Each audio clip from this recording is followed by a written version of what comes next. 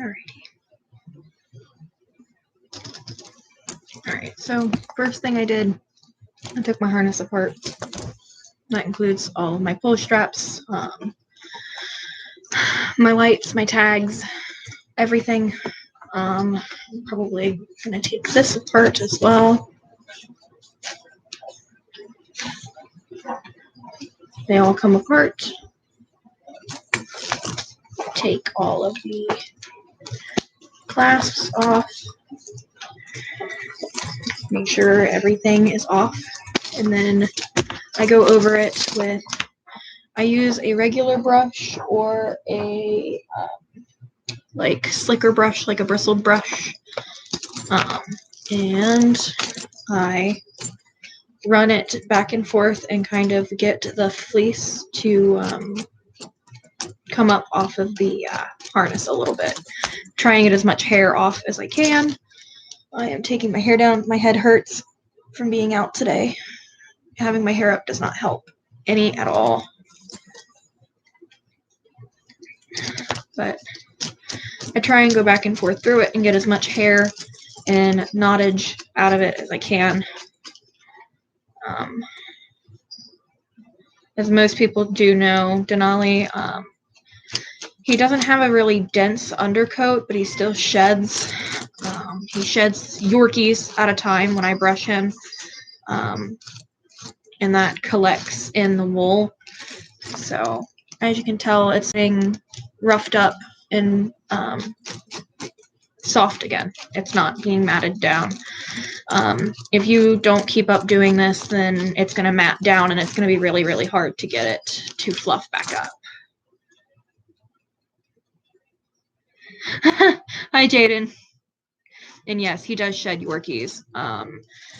The chest plate is a better example. I did already go through this once, but the chest plate is the one that gets really, really hairy. But the top part gets kind of hairy too, just because it sits on like his scruff area, which is like the part that's the most dense, I guess. He is considered a smooth-coated shepherd, so he doesn't have an extremely dense undercoat.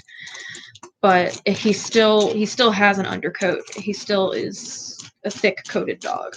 So my previous German Shepherd was a fully double-coated, medium-coat German Shepherd. So he had a lot of hair. He shed like no one's business. We had to use a undercoat brush on him at all times. Whereas Denali, I kind of go back and forth between what undercoat brush I use, so that it's not nearly as harsh on his fur and on his skin. Because on the main portion of his body, it does touch his skin.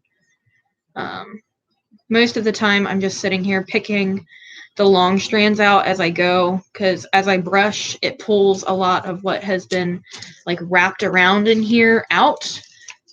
And as you can tell, it's nice and fluffy again on this one. This is what it should look like, nice and fluffy. I try and keep everything kind of tucked in, so I'll kind of go over it and make sure that it's not like too overflowing. So when you look at it, it's not really overflowing, because I don't like that look. With BLD, the boldly designed ones, you really can't avoid it overflowing because they put so much wool, but like there's a lot of hair tucked into these sections over here. And I try and get as much of that out as I can. I wish I could show you what my table looks like, but there are nylon. If you go to Bridgeport Canine online, they offer anything that they have in leather, they offer in nylon.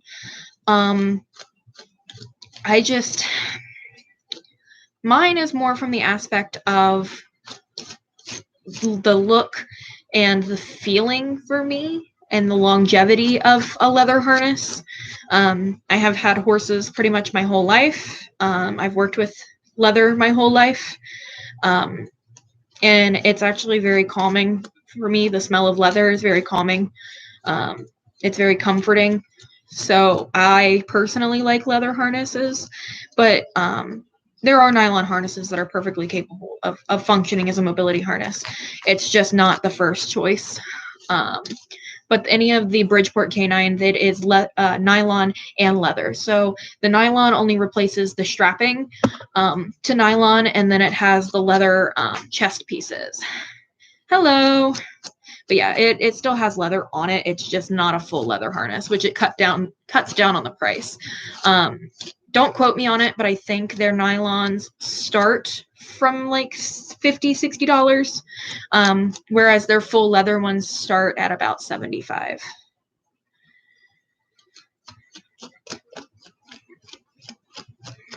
Which I figured I would do a video on how to do this, even if it is alive.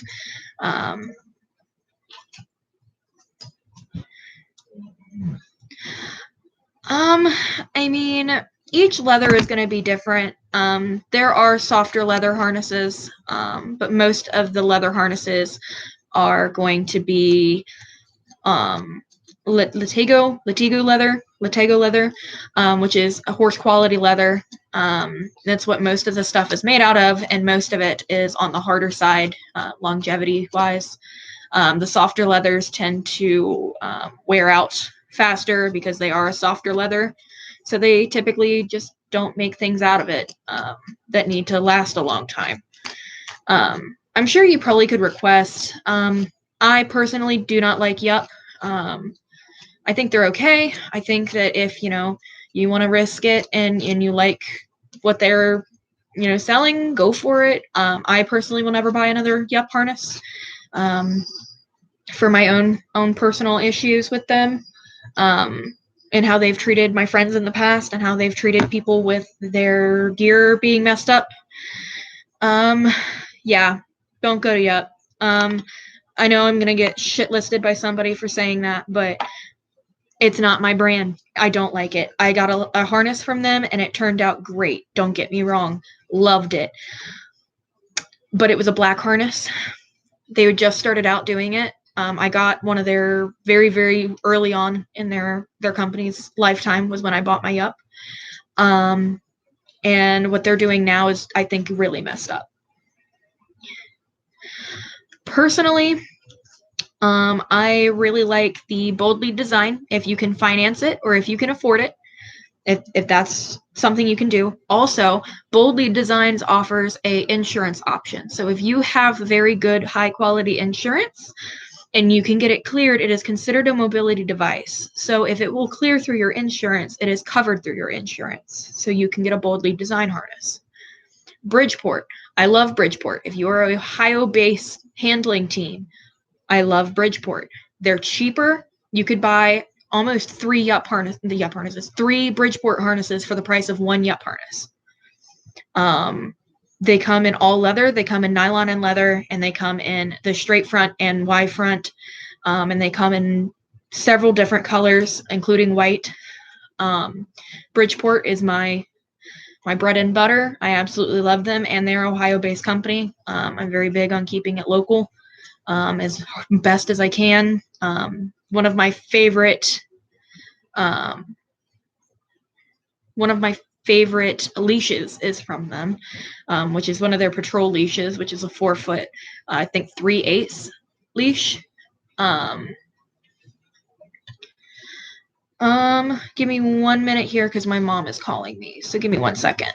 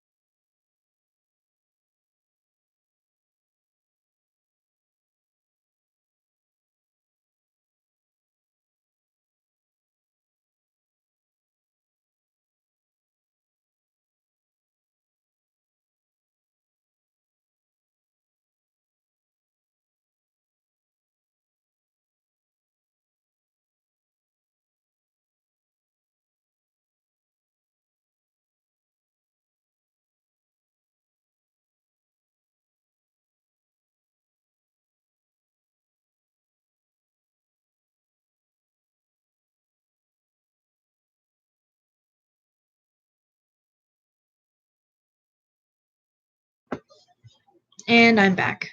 I called my mom because I was telling her I got back home, and she hasn't been the healthiest. She has a lot of sinus issues right now, and has a really bad infection, to the point where they think that she might have another staph infection in her nose, in her sinus cavity. So, got to talk to my mom. But right now, I am using kiwi conditioning oil. It looks like this. Thank you. It looks like this. I know it's backwards, but she will. She's just on an immunosuppressant, so she gets sick very easily. And she's been in and out of the hospital a lot with my grandmother, so she's been exposed to a lot of the icky. So what I'm going to do is, this is a applicator. You don't have to use this. You can use your hands. You can use, these are my go-to towels. These are like kitchen towels. But what I do is I take one of these and I just swirl it on here, and really try and buff it in as best as I can. I do use a conditioning oil or a conditioning lotion on it, preferably once every like 2 weeks. And then I use a polish once a month, which is just a regular black shoe polish that I use on the harness. Yeah. I used to be extremely sick, in the aspect that I was constantly getting sick, but they took my tonsils and adenoids out and put me on allergy shots. And I've been on different types of allergy medicine my whole life. And whatever the cocktail that they finally figured out has helped tremendously. I do say that when you do this, make sure that you get even these corners up here. Otherwise, that's like the first place that it's going to crack. The first place that it's going to split and get gross is on the seams. So try and get in there and get it as conditioned as you can. This stuff also, this type that I am using, the lotion and the oil, is not going to discolor the wool. And it shouldn't discolor any of the leather either. It might make it darker on any of the lighter colors, but it's not going to hurt it any.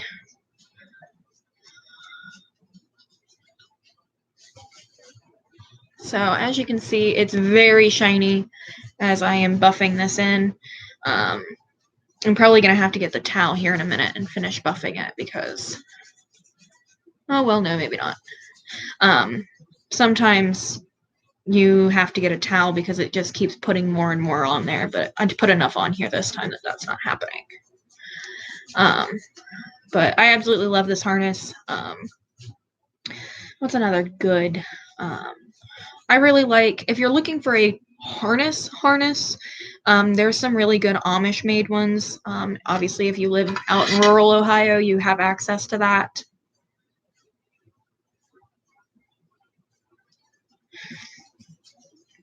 I would like to get this one engraved or leather stamped is what it actually is.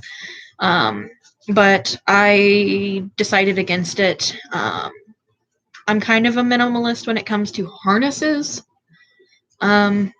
Mostly just because I like to have them for a very long time, and I don't want to do something to it that limits it to a specific breed or a specific dog or anything like that. I am planning on getting a full heavy mobility style with handle again, from Bridgeport for Denali. So I can do a little bit more walking around. It has the rigid handle, but that's probably going to be the last harness that I buy for the next several years. Unless, Yep changes how they handle things and starts getting better reviews, and then I'll think about getting one of the dyed harnesses, but until that happens, I'm good. I keep forgetting to go and get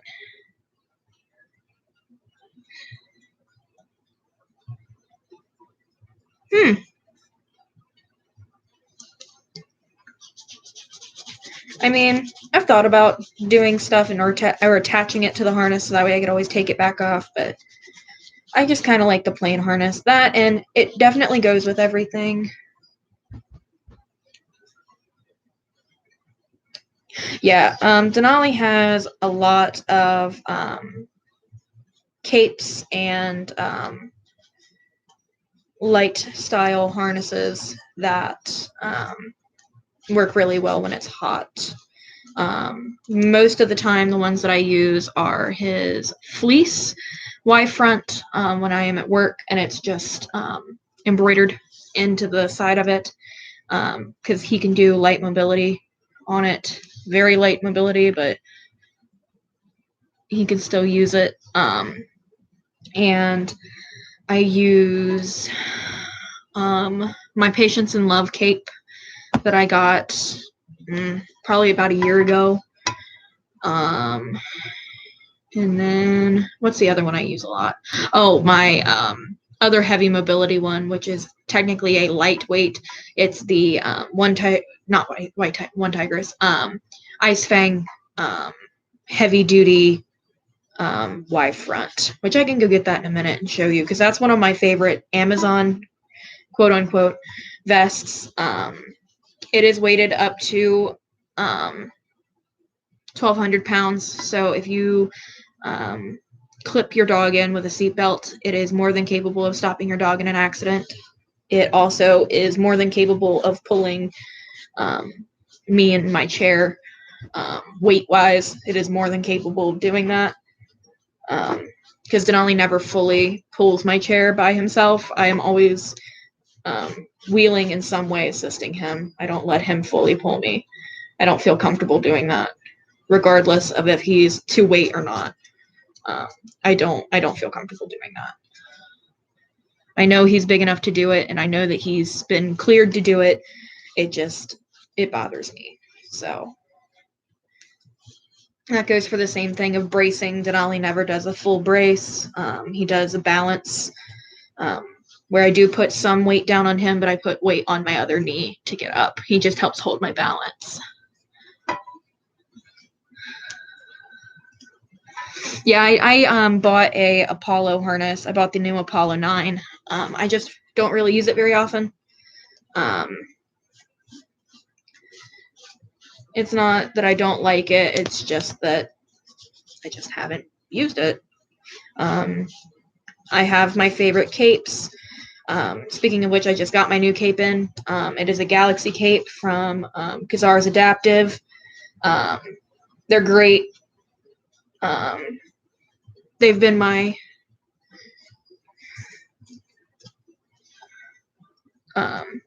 gear maker since Denali was a pup and started doing professional grade gear.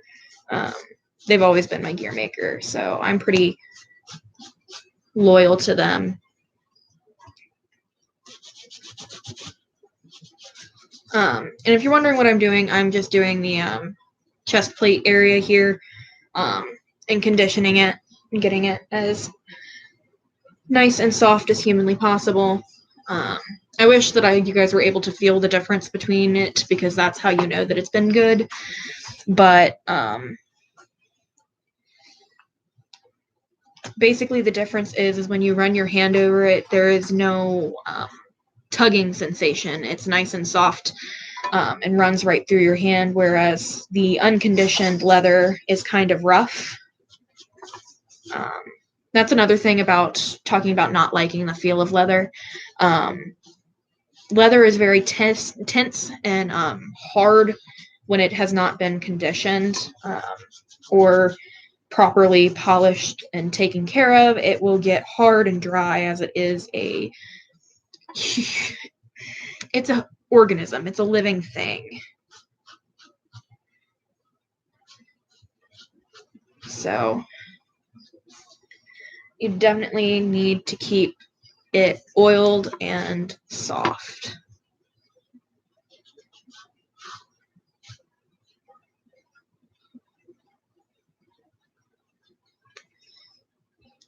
That and this pan is going to last forever.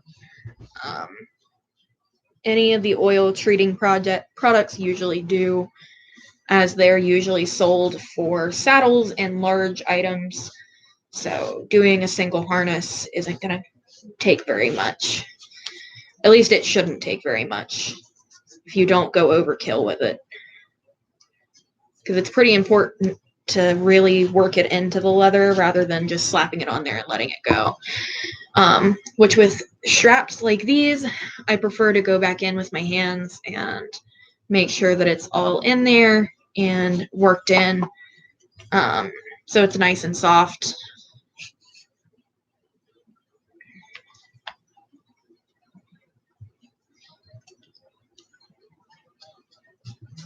I have pet mice. I have 3 little pet mice.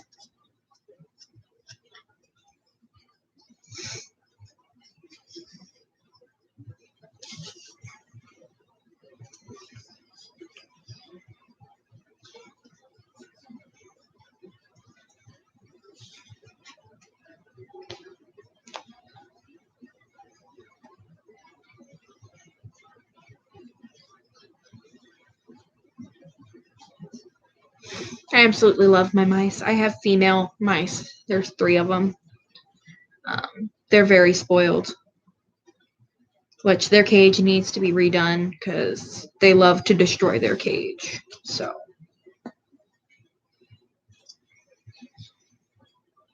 trying to catch a mouse.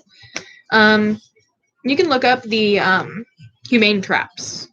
And they're actually very, very reliable most of the time. Lots of toys, lots of treats, a large area, lots of bedding for them to burrow and dig in, letting them come out and play, spending time with them. There's a difference between pet mice and your regular field mouse. I mean, genetically no, but I think the one animal out of my group of exotics would have to be my rats, though. That someone is going to have to rip them from my cold dead hands for me to get rid of my rats. I have been finding homes for a lot of my animals and trying to downsize and get things more under control to where I can take care of everybody easily, which has killed me. It's the hardest thing to do for me because when I got them, I swore that, I knew what I was doing and I'm going to keep them their whole lifespan, and I'm responsible when I did that. I knew that they could live 20 plus years. I knew what I was getting into, but I didn't expect my health to go so downhill. I didn't expect to get as sick as I am, as fast as I am. So the responsible thing was for me to find other options, other people to take care of them.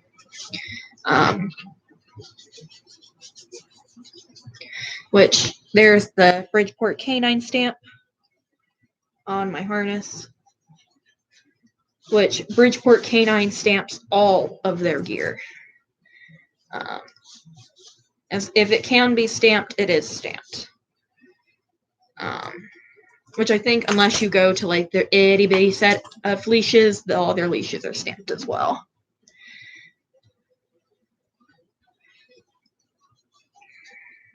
Which, rodents in general, not everybody finds them appealing, not everybody likes them, but what people need to understand, along with reptiles, is that they aren't these disgusting animals. They aren't dangerous, at least most of them, and they aren't out to get you.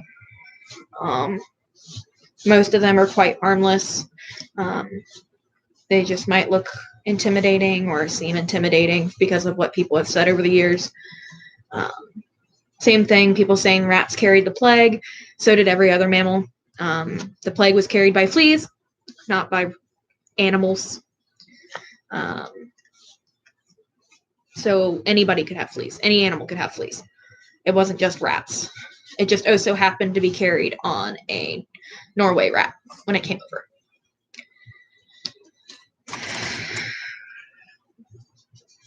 Which, I mean, to that argument, if it came over on a cat, would you hate cats? If it came over on a dog, would you hate hate dogs? Makes no sense.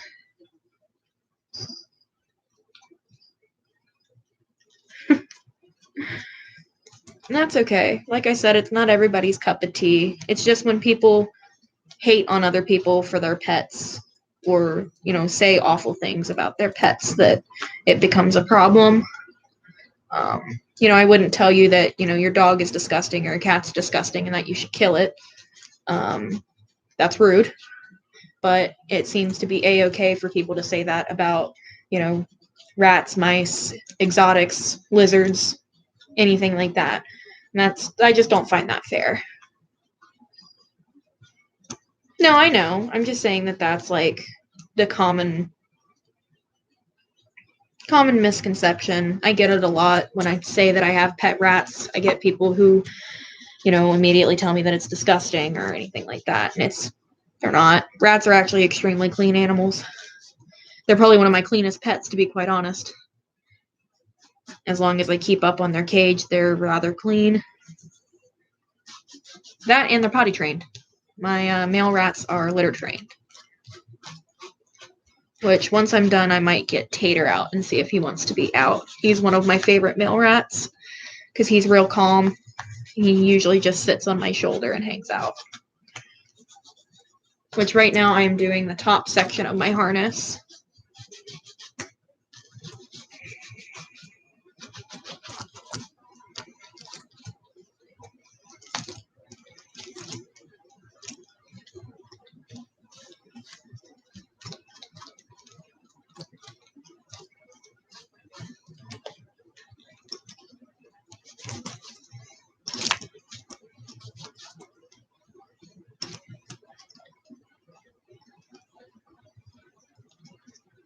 Yeah, that's understandable. My cats try and mess with my rats, but honestly, my rats mess with the cats just as much as they mess with them.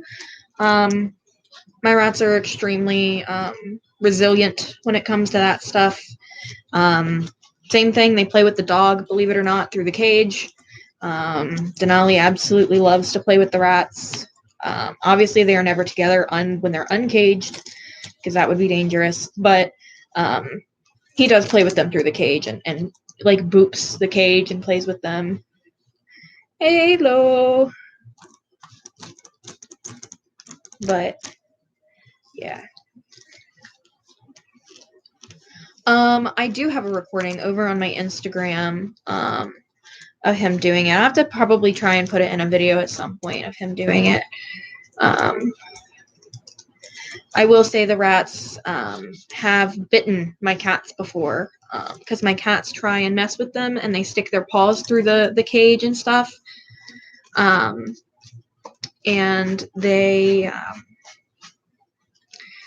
the one day he fell asleep on top of the cage and was messing with the rats beforehand. And when he did, his head was like down towards the side of the cage and they nipped his ear and they made his ear bleed. Honestly, I kind of felt bad because obviously one of my animals got hurt by another one, but he needs to learn to stay off the rat cage and stay away from the rats because he gets sprayed when he goes over there and messes with them like that. But, you know, he learned real quick. He hasn't messed with them since being bitten, so as bad as it makes me feel that, you know, they hurt the cat could hurt them very easily, so, you know, it happens.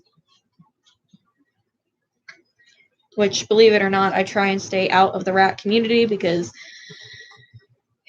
it is intense. If you think the service dog community is intense, some people in the rat community are crazy. I try and stick to my own thing, and I try and stick to my own corner in the service dog community too. Exactly. He needed to be nibbled to learn to stay away from the rat cage. Which Denali has gotten himself into quite the pickle with the rats too, because they've tried to nibble on him for him putting his nose up in the cage, so. But he's never been bitten. They just squeak at him and tell him to go away, and he goes off on his merry way.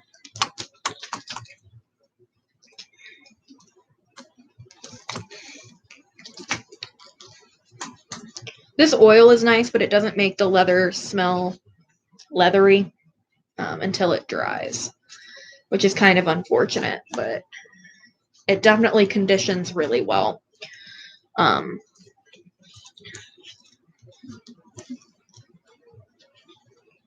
But this is nice and smooth now. No ripples, no nothing. It's nice and smooth. Same thing goes with most of the other corners and stuff like that. They all get smoothed down.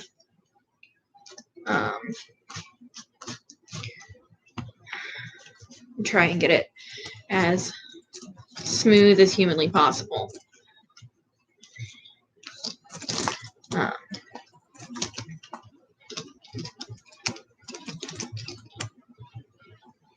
This also keeps it from rubbing. I've noticed some people saying that either their Bridgeport or even their Yup rubs. And it can be ill-fitting, and you need to resize it or get a different size. Or B, it's because you haven't conditioned the leather and it's starting to tense up again and get hard and crusty, and it's basically withering and dying or decaying. And it needs to be conditioned. It needs to be moisturized. If anybody watches Doctor Who, moisturize me. But yeah, they need to stay nice and conditioned. That's the only downside to having a leather harness, is the fact that it does take upkeep to keep them looking nice and clean and upkept. They need to be cleaned. Honestly, my nose is kind of stopped up, so I probably just can't smell it. But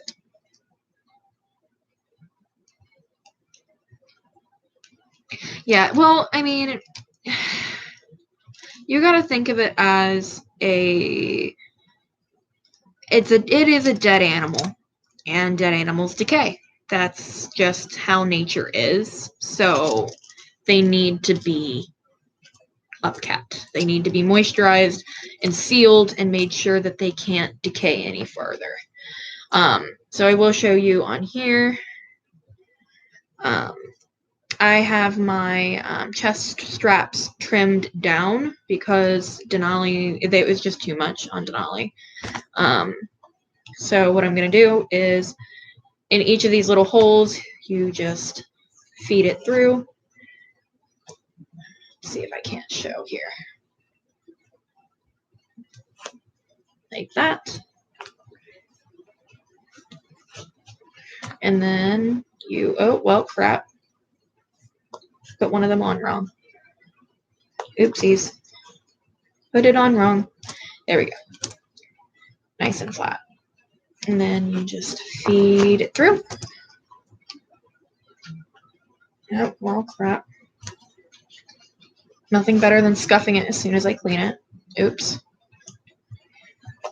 But there you have the chest piece put together. And try and put that back in the middle. And now this gets reattached onto here. You just put it down like this. And Denali's is on the fourth hole on this one.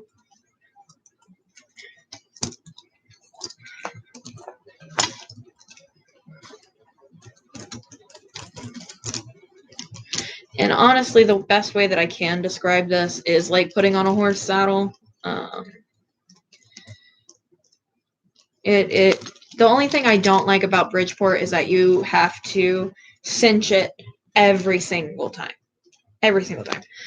There is no quick release latch on them, which if they would add that as a add-on, that would be freaking awesome. I 100% would buy it. I would send this harness in to have it put on if I could.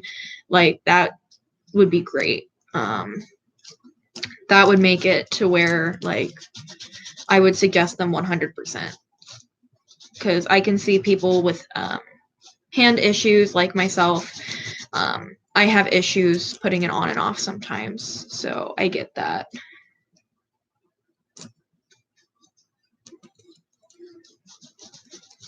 You could put it back together without an issue.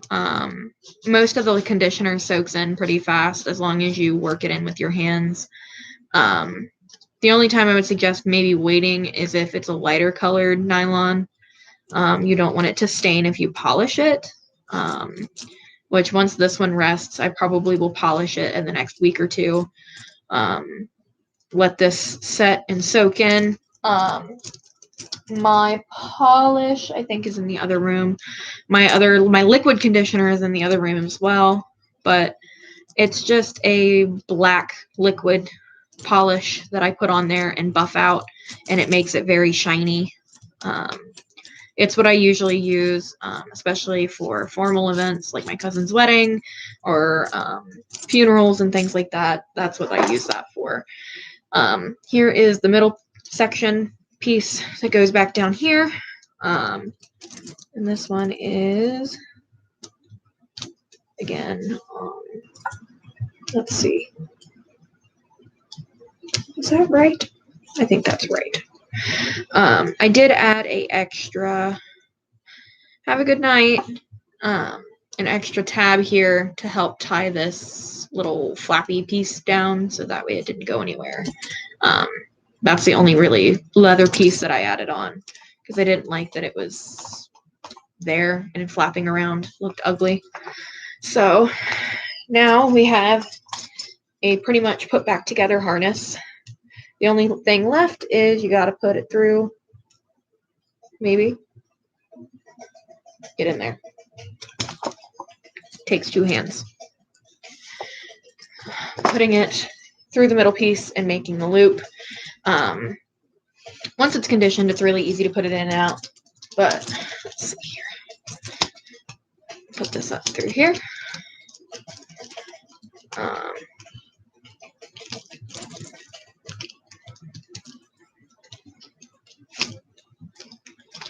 And then where's this piece? Here we are.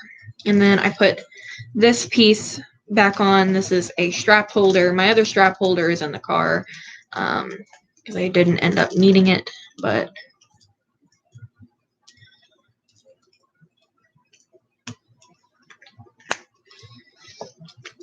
you put the strap holder on and then you can pull it up through and it holds your strap down.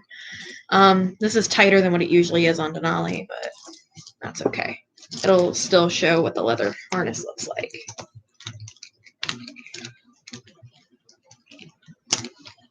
But that's what it looks like, all put together without anything else on it.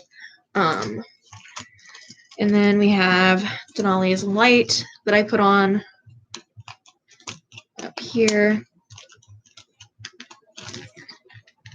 which is just his lime green light. And then his tags, which are going to have to be changed here soon because I am moving, which I will be doing an entire handicap accessible housing like tour because I am moving into a fully ADA accessible home. So if anybody is interested in seeing what it's like to live in a fully handicap accessible house, I'll be doing one of those so everyone can see what that looks like, which I've got his tags here, which his tags just have his name on them, and then this little gem I got from an Etsy order I ordered a while ago. I don't even have the prong collar cover anymore. I didn't even really use it because at the time Denali was phasing out of using a prong collar and going on to flat and choke chain work. So, but that's what it looks like. I'll put back together, which I can get his other, his new cape and put it on there.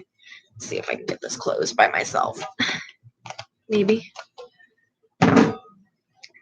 This was just what the applicator looks like. You can get them in a box like this. This had the applicator and the cloth, but it works just fine. And then, let's see here. Is it in here? No. Okay. Give me 1 second. I gotta go grab his other thing.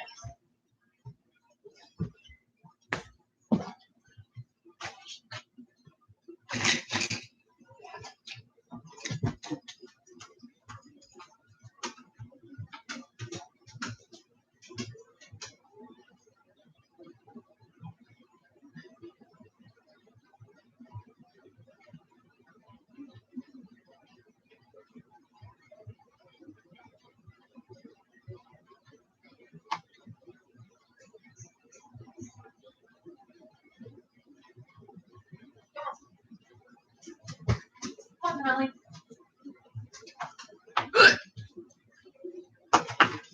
Now is not the time, hiccups. Alrighty.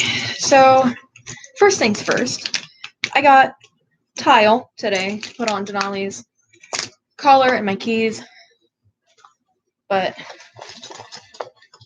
this is the tactical style heavy mobility cape I was talking about. Yeah, you can actually get them at Walmart. I get all my stuff at Walmart. It's in the shoe section. It's meant for shoe care, but you can use it for anything like this. This is his heavy mobility light vest. You can't really tell, but they are quick release. You just push these little thingies in and they fall off.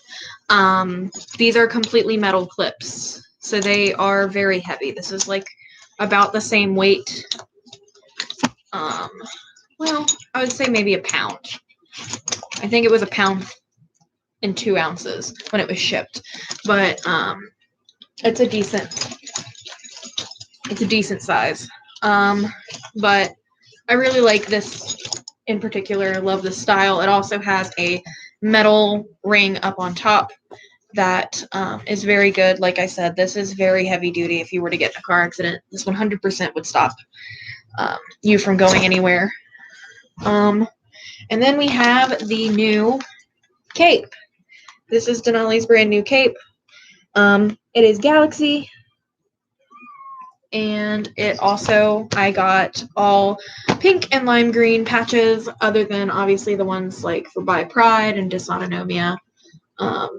And my Dysautonomia and Ehlers-Danlos ribbons here.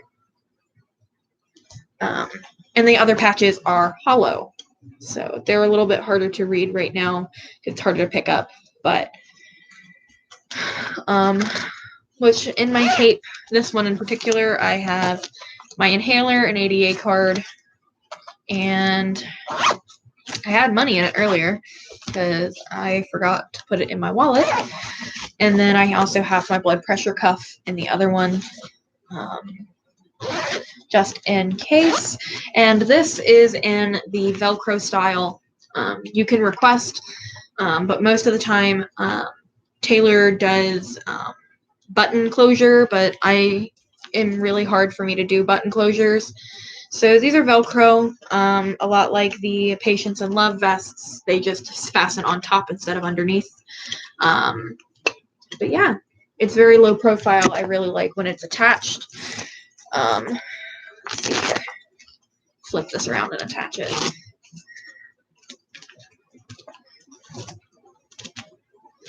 I really like the way that this looks more than the button closure because it's a little bit more low profile. It looks a little bit more professional, but this is what it looks like all on, and it is rather heavy. I think all put together, this is about 3 pounds, maybe 4 pounds of gear, but it's very heavy duty. It's very reliable. I absolutely love this.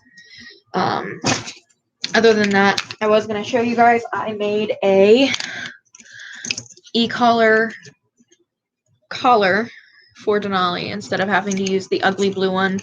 I absolutely hated it. It was like this blue color, but it stood out really weird on his fur and it just didn't look good. So I took my heat knife and bored holes in a nylon collar and use it that way. It's very low profile because it's black. You can hardly see it on his fur. I really like it. And obviously I put the tile in here because Denali is not outside without an e-collar ever. So I do it that way. Also, one more thing is that this is the liquid leather lotion that I use. It is the Kiwi one in this bottle. I love this. It smells so good. It is 100% the smell of leather.